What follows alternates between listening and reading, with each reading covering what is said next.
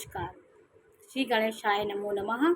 सरस्वती नमस्तुभ्यं वरदे कामरूपिणी विद्यारंभं करिष्यामि सिद्धिर्भवतु मे सदा। शिव शक्ति को कोटि कोटि प्रणाम। मेरे श्रोतागण, मैं आज आपको गुरु चांडाल योग के बारे में एक विशेष चर्चा करने जा रही हूँ। देखिए, गुरु चांडाल योग गुरु के शुभत्व को वो राहु हर लेता है। उसकी जो शुभता होती है उसको राहु हर लेता है। ये घातक कब होता है गुरु चांडाल योग? अष्टम भाव में गुरु चांडाल योग बने, छठवें भाव में, 12वें भाव में, तो ये गुरु चांडाल योग आपके जीवन में नाना प्रकार की परेशानियां और कोई कार्य आपके होने नहीं देता और जीवन में परेशानियों का आपको सामना करना पड़ता है। लेकिन कुछ भाव ऐसे हैं जहां बैठकर गुरु चांडाल योग गुरु वहां बली हो जाता है।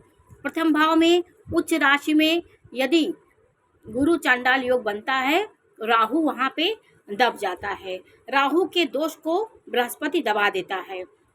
इसलिए यह योग प्रथम भाव में बने तो ये अपने आप में एक बहुत अच्छा संयोग होता है। वहाँ पे बने तो उतना हानिकारक नहीं होता, क्योंकि कारक भाव में बृहस्पति वहाँ पे मजबूत हो जाता है और अपनी उच्च की राशि में प्रफुल्लित होता है और मजबूत हो जाता है, तो राहु उसको उतना दूषित नहीं कर पाता है।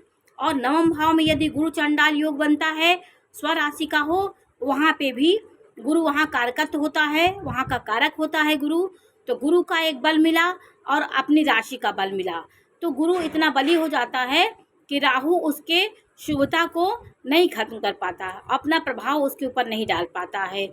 तो दो भाव ऐसे हैं जहाँ बैठ के गुरु चांडाल योग अपना प्रभाव नहीं दिखाता है। गुरु चांडाल योग चतुर्थ भाव में बैठे तो आपकी माता जनता और आपके भूमि भवन वाहन में आपको नाना प्रकार की परेशानियां देगा। वहाँ की जो सुविधा होती है गुरु की वो खत्म कर देगा। और किसी भाव में बैठ करके ये नाना प्रकार के उपद्रव परेशानियां मचाता है। कैरियर के भाव में बैठेगा, दसम भाव में बैठेगा, तो वहाँ पे भी नाना प्रकार की व्यवसाय से संबंधित दिक्कतें आपको देगा। आपका काम नहीं बन पाएगा, आपका किसी काम में रुकावट आ जाएगी, कोई व्यवसाय कर रहे उसमें विघ्न बाधाएं आएंगी। तो राहु इसी प्रकार उत्पात मचा करके और जो शुभ ग्रह होते हैं उनकी शुभता को नष्ट कर देता है।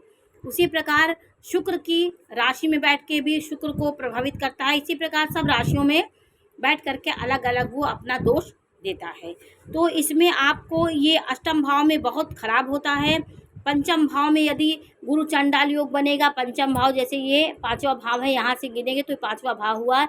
यहाँ पे गुरु और राहु का जो युति होती है वो आपको, यहाँ पर भी गुरु राहु का युति बहुत कष्टदायक होती है। आपको जीवन में बहुत प्रकार से क्रोध करने वाला बना देगा। आप पैसे के मामले में आप दिक्कत होगी, बच्चों के दिक्कत होगी, आपको संतान उत्पत्ति में दिक्कत करेगा, प्रेम के मामले में ये आपको उपद्रव मचाएगा। हर चीज़ को मिलने में आपको नाना प्रकार की समस्याएं देता है। तो पंचम भाव का राहु गुरु के साथ होना आपको क्रोधी प्रवृत्त और आपका दिमाग सही जगह पे नहीं लग पाएगा, दिमाग को भ्रमित करेगा। यहाँ पे बैठ करके ये सीधे लाभ भाव को देखेगा तो लाभ को प्रभावित करेगा। तो इसी प्रकार ये दो भाव ऐसे हैं जहाँ बैठ के राहु उतना खराब फल नहीं देता। लेकिन गुरु अपने उच्च की राशि में होनी चाहिए, स्वराशि में होना चाहिए, तो ये भाव दूषित नहीं होता। राहु को गुरु किसी भी ग्रह के साथ होगा, राहु मंगल के साथ होगा को अंगारक दोष बनाता है। राहु शुक्र के साथ होगा तो भृगु चांडाल दोष बनाएगा, और बुध के साथ होगा तो जड़त्व दोष बना देगा। शनि के साथ है तो शापित दोष बनाएगा। चंद्रमा के साथ है पितृ दोष बनाएगा। गुरु के साथ हो तो भी कहीं ना कहीं पुत्र दोष का ही ये लक्षण होता है। इसी प्रकार गुरु के साथ बैठा हर ग्रहों के साथ बैठ के ये अपना अलग दोष का निर्माण करता है।